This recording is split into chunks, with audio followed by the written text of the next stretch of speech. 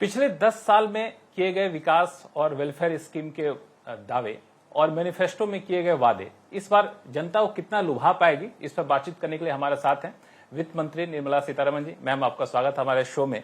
और मैं इससे पहले कि बाकी सवाल पे जाऊं, मेरा एक ऑब्जर्वेशन ये रहा, क्योंकि 20-25 साल से मैं भी फाइनेंस मिनिस्ट्री कवर करता रहा हूं, कि बहुत कम ऐसा होता है कि फाइनेंस मिनिस्टर इलेक्शन कैंपेन में इतना ज्यादा एक्टिव होते हैं। और मैं इसको इस नजरिए से देख रहा था कि वित्त मंत्री होने के नाते आपने सारे वेलफेयर स्कीम को स्क्रूटनी की होगी, देखा होगा कि अच्छे से चल रहा है कि नहीं चल रहा है। अब जब लोगों के बीच आप जा रही हैं, साउथ से लेकर के बिल्कुल सुदूर नॉर्थ ईस्ट तक, तो कैसा रिस्पॉन्स मिल रहा है लोगों का? बहुत अच्छा रिस्पॉन्स मिल रही है। और ये बेनिफिशियरीज जो बोलते हैं वो मीटिंग में खुद आ जाते हैं। हमारे कार्यकर्तागण तो आते ही आते हैं, मगर बेनिफिशियरीज आते हैं। और अगर मैं कई बार कनेक्ट रखने के लिए प्रश्न के नाते पूछती हूं कि क्या आप में से किसी को उज्ज्वला गैस सिलेंडर मिला है, तो हाथ उठाते हैं। अच्छा। और घर मिला है, हाँ उठाते हैं। ऐसे करके मैं कल आपको जानकारी के लिए बोल रही हूँ, मिजोरम गई थी। और मिजोरम में भी एकदम लास्ट कोने पर, जहां म्यांमार के हमारे बॉर्डर है, उधर एक एरिया मारा ऑटोनमस रीजन बोलते हैं। जैसे असम में बोडो ऑटोनमस रीजन है, उधर भी, और ट्राइबल लोग भी रहते हैं। उधर में प्रश्न पूछने में वो पूरे डिस्ट्रिक्ट का जनता आई और इतने सारे लोग, क्लैप्स और हाथ उठाना वगैरह। मुझे एकदम प्रसन्नता है इस विषय की कि माननीय प्रधानमंत्री जी का वो जो एटीट्यूड है कि जनता तक हर स्कीम पहुंचना चाहिए और इसको मॉनिटर करो, और खुद मॉनिटर करते हैं प्रगति का प्रोग्राम के द्वारा, सबको मिल रही है। ठीक है, और लोग भी हो सकते हैं जिनको मिलना ही है और आने वाले दिन में उनको भी मिलेगा, मगर हर स्कीम प्रधानमंत्री जी का जनता के हित में जो अनाउंस किया गया है वो सब जनता तक पहुंच रही है। जनता तक पहुंच रही है। इसमें इस सारे स्कीम और विकास के बीच में जो होती है परंपरा, हर पार्टी अपना मैनिफेस्टो जारी करती है। तो कांग्रेस ने भी मैनिफेस्टो जारी किया, मुख्य तौर पे प्रमुख विपक्षी पार्टी, और दूसरा भाजपा ने भी किया। तो जब दोनों को मैंने कंपेयर किया तो मैंने ये देखा कि कांग्रेस बहुत सारी चीजों में बहुत ही स्पेसिफिक, बहुत ही आकर्षक वादे किए हैं। मिसाल के तौर पर उन्होंने कहा कि हम 30 लाख सरकारी भर्तियां भरेंगे, एमएसपी की गारंटी देंगे, हम गरीबी छूमंतर कर देंगे। दूसरी तरफ भाजपा कहती है कि हम निवेश से नौकरी करेंगे, हम कृषि को ज्यादा प्रॉफिटेबल बनाएंगे। तो ये ब्रॉडर पर्सपेक्टिव के वादे और स्पेसिफिक ये वादे, तो आपको क्या लगता है, इसको कैसे देखती है? जनता को ज्यादा आकर्षित कर पाएंगे कांग्रेस का मैनिफेस्टो? इसमें एक बात मैं जरूर जोड़ना चाहती हूँ जो मैनिफेस्टो में लिखित रूप में आपको दिखता नहीं, कि जनता ये भी उसमें से समझते हैं कि कौन इसको इम्प्लीमेंट करेंगे, और इम्प्लीमेंट करने के बाद राज्य और राष्ट्र के हालात गंभीर और नाजुक नहीं हो जाता। उदाहरण के लिए ऐसे ही लुभावने वाले बात हिमाचल प्रदेश में भी, कर्नाटका में भी दिए, और सरकार में आए भी कांग्रेस। आज तक आप देख लीजिए, पिछले 1 साल में से बार बार कर्नाटका के मंत्रीगण भी, चीफ मिनिस्टर भी मोदी जी को दोषी ठहराते हैं कि हमें पैसा नहीं है, ये सब प्रोग्राम हम चलाना है। और खुद उनके डिप्टी चीफ मिनिस्टर ये भी कहा कि ये पूरे कार्यक्रम के लिए पैसा दे दिया, मैंने डेवलपमेंट के लिए कोई पैसा बचा नहीं है, दे नहीं पाऊंगा। यही हुआ राजस्थान में जब सरकार कांग्रेस की थी। तब की मुख्यमंत्री माननीय गहलोत जी ने openly OPS, old pension scheme को जाएंगे, न्यू पेंशन छोड़ देंगे। क्यों आज कांग्रेस के मैनिफेस्टो में ओपीएस के विषय जिक्र नहीं हुआ? और जब पूछने में फॉर्मर वित्त मंत्री जी बोलते हैं नहीं नहीं वो प्रीमेच्योर होगा। प्रीमेच्योर के बाद हिमाचल भी बोले और राजस्थान भी बोले। इसीलिए मैं सारांश इस विषय का, जनता ये देख रहे हैं कि प्रॉमिस देने वाले कौन है और उसको सक्षम तरीके से इम्प्लीमेंट करने वाले कौन होंगे। कांग्रेस 3-4 बार एक्सपोज हो चुके हैं ऐसे लुभावने वाले बात देना प्रॉमिस के नाते, और जनता को उसके बाद हाथ उठाना। इसमें मैं थोड़ा सा एक दो स्पेसिफिक सवाल पूछूंगा कि एक तरफ प्रधानमंत्री मोदी कहते हैं, जो वादा भी किया गया है कि 2047 तक भारत विकसित भारत बन जाएगा। जाहिर तौर पे 2047 तक गरीबी हट जाएगी, ये मान के चला जाएगा विकसित भारत बनता है तो। दूसरी तरफ कांग्रेस के नेता कहते हैं कि हम एक झटके में गरीबी हटा देंगे। तो कितना फिजिबल है गरीबी को जल्द से जल्द हटाना, क्योंकि ये तो एक झटके में गरीब हटा देंगे, ज्यादा लोगों को अट्रैक्ट करेगा। एक झटके में अगर हट जाता गरीबी, माननीय इंदिरा जी को वो शायद वो मैजिक वॉन्ड उनके हाथ में नहीं है, ऐसे करके एलिवेट गरीबी हटाओ हटाओ, हर चुनाव में गरीबी हटाओ का नारा क्यों लगाना था। सो राहुल गांधी ऐसे पिक्चर दे रहे हैं जो उनके पिताजी या दादी जी और इवन उनके परदादा, उनको इतना ज्ञान इतना ज्ञान नहीं था। दे कुडंट डू इट, और ये मैजिशियन आ गए हमें। यही बात ना, इर्रेस्पॉन्सिबली जब बात करना है, आप जो भी प्रॉमिस देना है दे सकते हो। पॉवर्टी अलिविएशन भारत में एक डायमेंशन का नहीं है, बहुत सारे इंडिकेटर के नाते हम उस हर एक इंडिकेटर को उपयोग करते हुए देखना पड़ेगा। पैसा भी क्यों ना हो, एक्सेस टू एजुकेशन अगर नहीं है, एक्सेस टू मेडिकल फैसिलिटी अगर नहीं है, और एक्सेस टू स्किलिंग अगर नहीं है, कोई भी परिवार उस हालात से ऊपर उठकर आना असंभव है। इसीलिए मोदी जी का एम्पावरमेंट के लॉजिक को लेकर के हर एक पहलू, गरीबी का कारण जो होता है, उन सब के लिए कुछ ना कुछ मेजर्स लेके आ रहे हैं। एंड इसके कारण कोविड के बावजूद भी भारत में 25 करोड़ लोग को उस क्या बोलते हैं, गहरा पॉवर्टी, एक्सट्रीम पॉवर्टी से ऊपर उठकर आ सके। इसीलिए पॉवर्टी को, ये पैसा फेंको गरीबी हट जाएगा, इस रास्ते से सोचने वाले गलत सोच। एक तरीका उन्होंने ये भी दिया है, जो मैनिफेस्टो में वादा भी किया है कि हर गरीब परिवार को सालाना 1 लाख रुपए देंगे। हालांकि प्रधानमंत्री मोदी के जरिए 6,000 रुपए जाते हैं किसानों के बीच में, तो उसकी तुलना तो 1 लाख तो बहुत ज्यादा है। फाइनेंशियली वायबल है, फाइनेंशियली वायबल है। आप वित्त मंत्री इसलिए पूछ रहा हूँ। जरूर ये बात कहूंगी कि ये सब इर्रेस्पॉन्सिबल बातें हैं। 1 लाख करोड़ ये नहीं बोल रहे हैं, गरीब को दे रहे हैं, ऐसे बोल रहे हैं। कितने हैं संख्या, गरीब का संख्या कितने हैं उनके अनुमान से। हमारे 2011 सेंसस, फिर सोशियो इकोनॉमिक सेंसस, ये सबको अपडेट भी करना है। और अगर एक विषय ये बोलते हैं 1 लाख दे देंगे, बिना ये बोले कि कितने परिवार होंगे जिनको ये देना है, हाँ अनकंडीशनल देंगे, तो पैसा कहाँ से ले आएंगे मुझे ये मालूम नहीं हो रही। क्योंकि देश में बहुत सारे प्रायोरिटीज का विषय है। एजुकेशन और हेल्थ का प्रायोरिटी है, फिर किसान के लिए मॉडर्नाइज करने का प्रायोरिटी है, फिर आज भी ऐसे दूर दराज गांव है जहां कनेक्टिविटी का हम कोशिश करना है, बॉर्डर सिक्योर रहना है। इतने सारे काम को छोड़ करके हाथ में 1 साल के लिए 1 लाख रुपया दे देंगे, फिर अगले साल कहां से आएगा पैसा। और 1 साल में उनको 1 लाख मिलने में क्या सचमुच उनके गरीबी हट जाएगा। ये सब ऐसे सेड टेम्पटेशन क्रिएट करने के लिए, जनता को कंफ्यूज करने के लिए करने वाले बात है। मैं याद दिलाऊं 2009 में किसानों का कर्ज माफी का बात, 50% किसान का भी माफी नहीं हुआ। वोट तो कमा करके आ गए उस प्रॉमिस के ऊपर, उसके बाद किसान का हालात हर स्टेट में आप जाकर पूछ लीजिए 2009 का विषय में।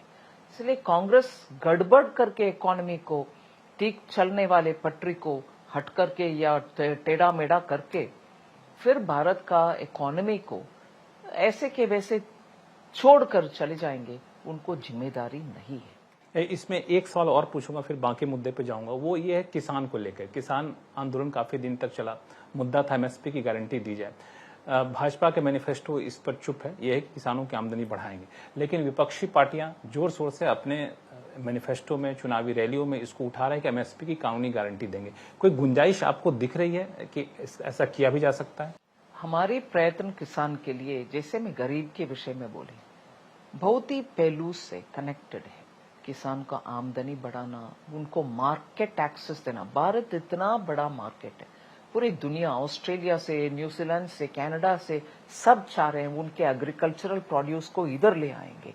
गेहूं हो, दूध से संबंधित विषय, घी हो या चीज हो, और कनाडा से पल्सेस हो, दलहन हो, इन सबको मार्केट सब चाहते हैं। भारत का इतना बड़ा मार्केट, मगर उससे पहले हमारे ही किसान को इस मार्केट का पूरे एक्सेस मिलने के लिए मोदी जी लाख कोशिश कर रहे हैं कि मार्केट को ओपन करो, सभी किसान अपने आप कहाँ भी मार्केट प्राइस मिलेगा, और एक्सपोर्ट का जहां अपॉर्चुनिटी है वो मार्केट भी खोल दो। ऐसे करके किसान के विषय में और उनके इनपुट कॉस्ट जो बोलते हैं, जो सामान खरीद कर किसान उपयोग करना है, उनका कॉस्ट रिडक्शन के लिए काम करते हैं ऐसे। और वो ऊर्जा भी उत्पादन करें उनका खेती का चारों ओर से, और उससे उनका इलेक्ट्रिक बिल कम हो और वो कमा भी सकते हैं।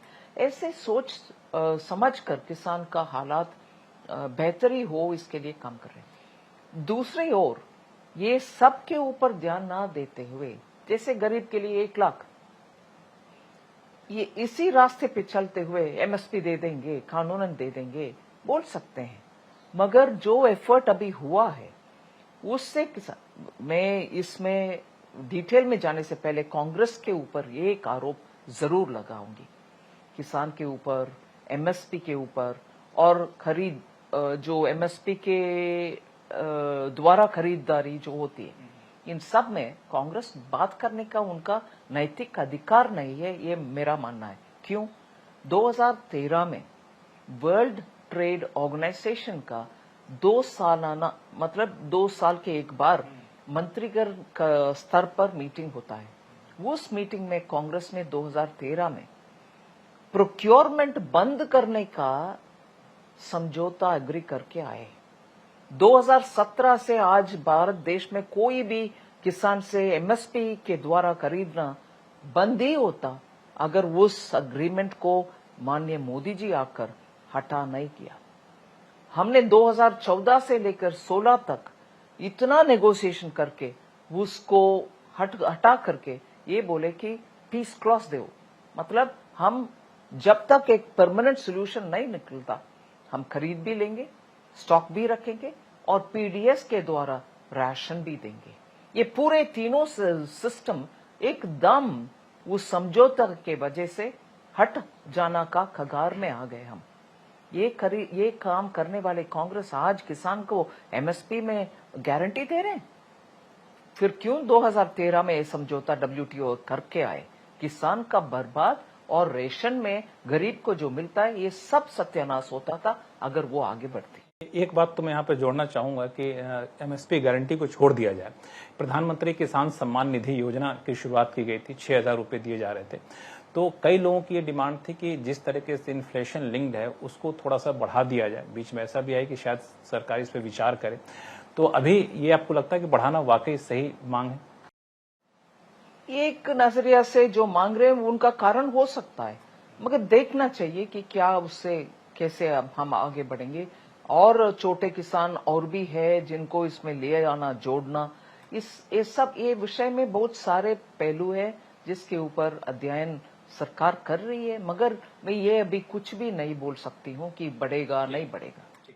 अब तक हमने कांग्रेस के मैनिफेस्टो की बात की, अब आपके मैनिफेस्टो की बात करें भाजपा के, तो 10 साल सरकार में रहने के बाद पीएलआई स्कीम अलग अलग सेक्टर में आया, काफी कोशिश की गई निवेशकों को लाने के लिए। अब हम कह रहे हैं कि ग्लोबल मैन्युफैक्चरिंग हब बनाएंगे।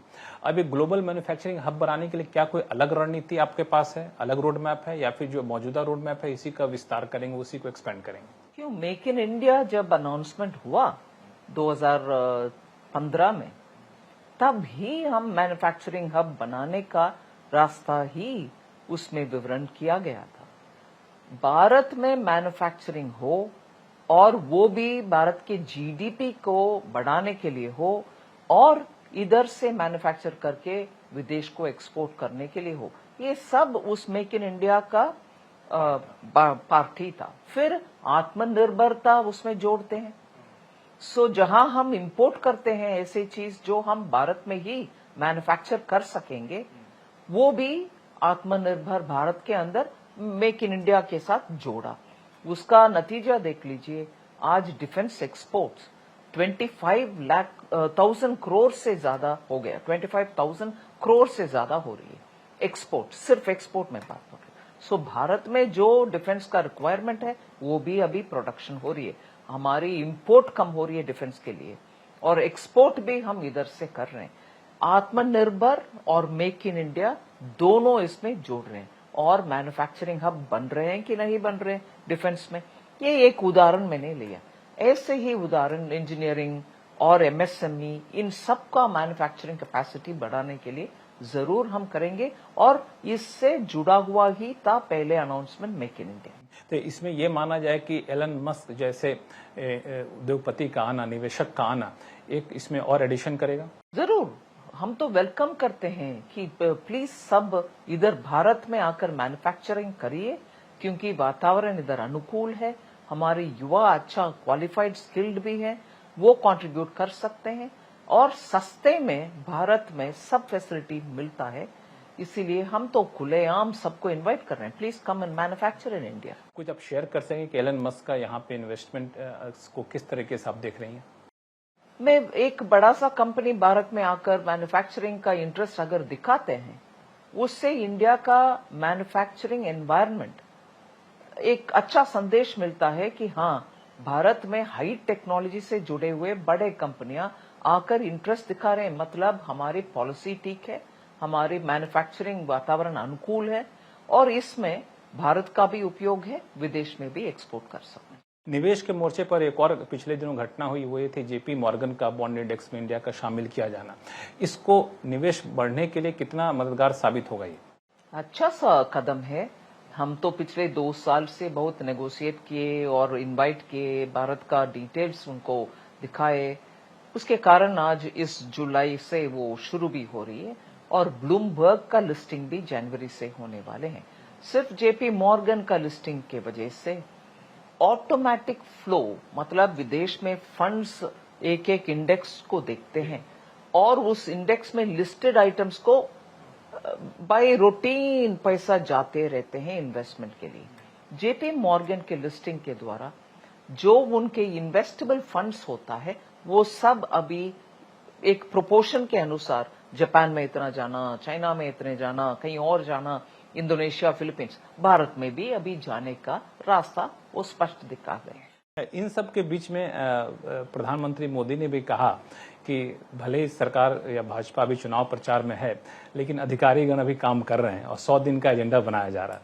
तो ये 100 दिन का एजेंडा बनाने के पीछे क्या मकसद है? चूंकि तो अभी चुनाव प्रचार में सरकार बनेगी, फिर आएंगे, तो ये क्या बजट की तैयारी है या फिर आगे का रोड मैप अभी से बनाना चाहते हैं? आगे का रोड मैप तो हमारे संकल्प पत्र में 5 साल के लिए क्या कर रहे हैं और ये 5 साल के लिए जो भी कर रहे हैं वो 2047 को मन में रखते हुए इस 5 साल का रास्ता हम दिखा रहे हैं।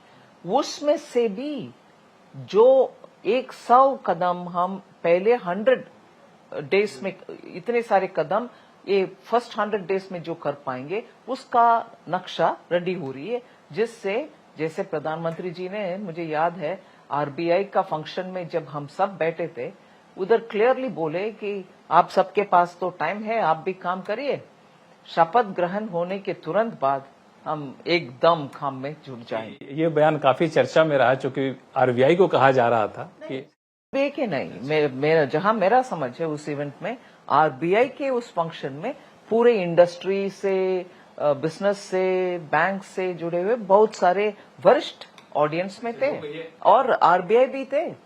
सो सबको ये कहा आपके हाथ में तो टाइम होगा, मैं तो कैंपेन में हूं, आप रेडी रहिए। तो लोगों ने ये कयास लाया कि फाइनेंशियल मोर्चे पे कोई बड़ा ऐलान करने वाले हैं सरकार में आते के साथ ही। खैर, इन सब के अलावा अभी 2-4 घटनाएं हुई हैं जो थोड़ा सा डिस्टर्बिंग है, जैसे इजराइल ईरान का संघर्ष, उससे निवेशक भी उस पर काफी पैनिक में रिएक्ट किए हैं। तो इससे कितने तैयार हैं भारत निपटने के लिए?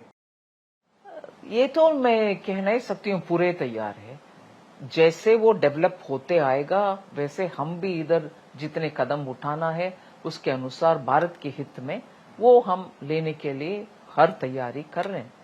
जैसे कोविड के बाद क्रूड प्राइसेस का गिरावट हुई, फिर ऊपर चढ़ने लगा, फिर ये सैंक्शन के विषय आने के बाद भी भारत के हित में रशिया से हमने क्रूड इंपोर्ट करना शुरू किया।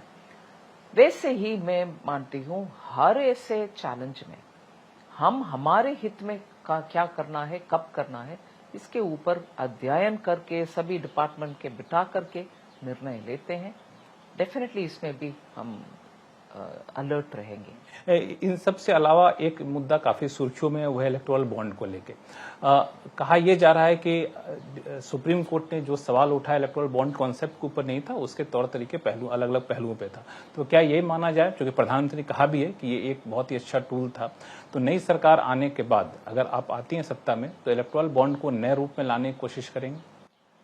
उसके लिए बहुत सारे चर्चा, गोष्ठी, विमर्श सब करना चाहिए।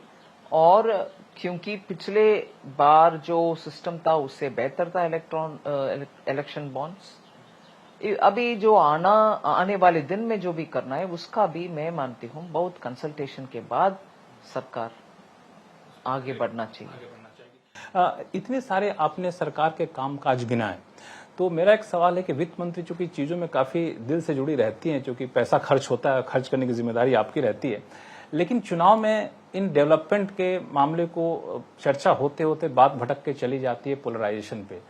तो ये आपको दुखी करता है या फिर आप कैसे देखती हैं? क्योंकि डेवलपमेंट 10 साल सरकार ने किया है, उस मुद्दे पर चुनाव लड़े जाने चाहिए, उस मुद्दे पर बहस होनी चाहिए, लेकिन उस मुद्दे बहस होते होते मुद्दा कहीं और चला जाता है। बिल्कुल आप सही कह रहे हैं, क्योंकि मोदी जी का परफॉर्मेंस, उनके डेवलपमेंट और गरीबी हटाना, गरीब का समझना, गरीब के रिक्वायरमेंट को समझ करके पिछड़ा और दलित और ट्राइबल लोगों को उनके समस्या उठाना और उसका निष्कर्ष ले आना, इन सब में मोदी जी का रिकॉर्ड परफेक्ट है। ये इस विषय के सामने उठाते हुए हम आगे बढ़ रहे हैं जनता के बीच में, और विपक्ष को ये पूरे समझ है कि इस रिकॉर्ड को हम तोड़ नहीं सकते। इस रिकॉर्ड के सामने उनके पीछे 10 साल हो और उससे पहले 40 साल हो, कुछ खड़ा हो नहीं सकता है।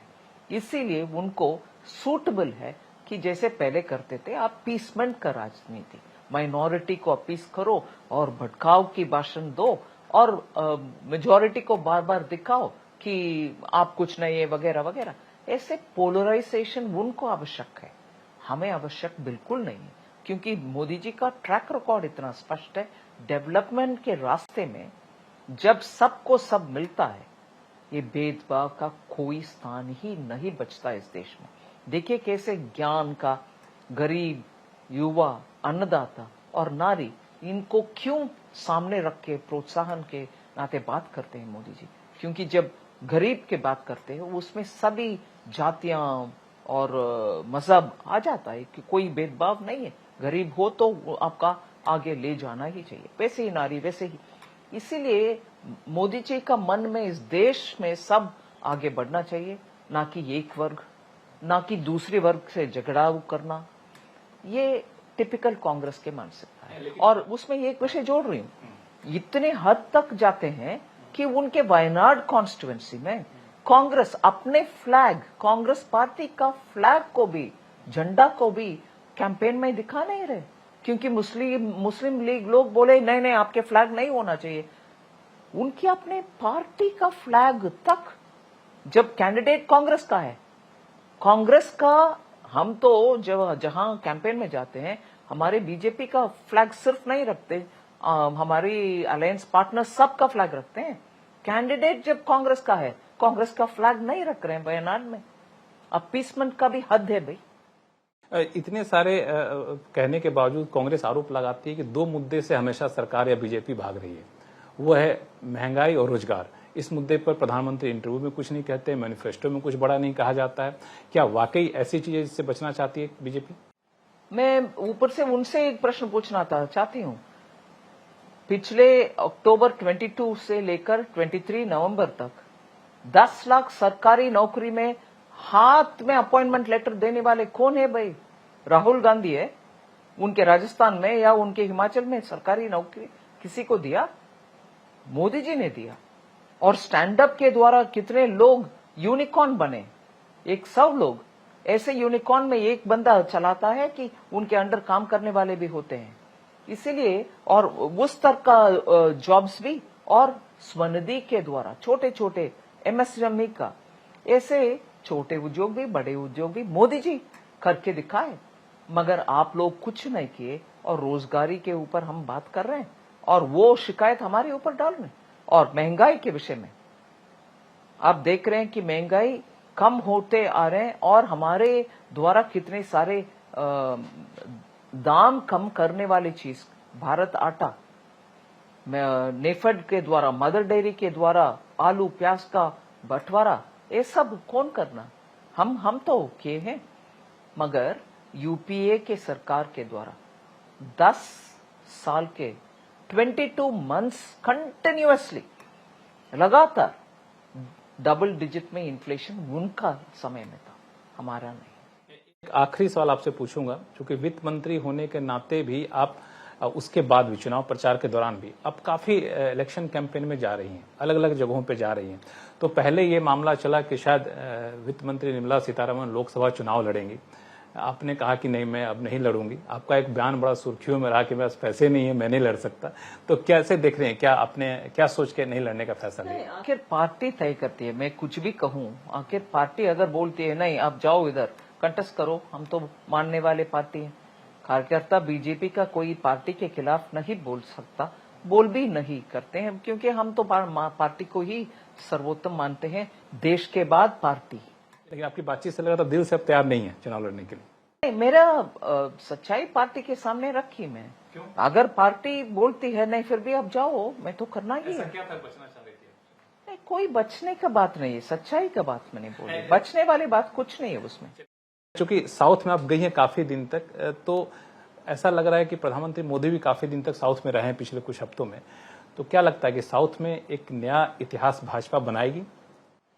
कोशिश तो अच्छा कोशिश हुए हैं, सब मंत्रीगण गए साउथ में, सिर्फ तमिलनाडु नहीं है, सभी 5 स्टेट्स में गए हैं, अच्छा कैंपेन चल रही है।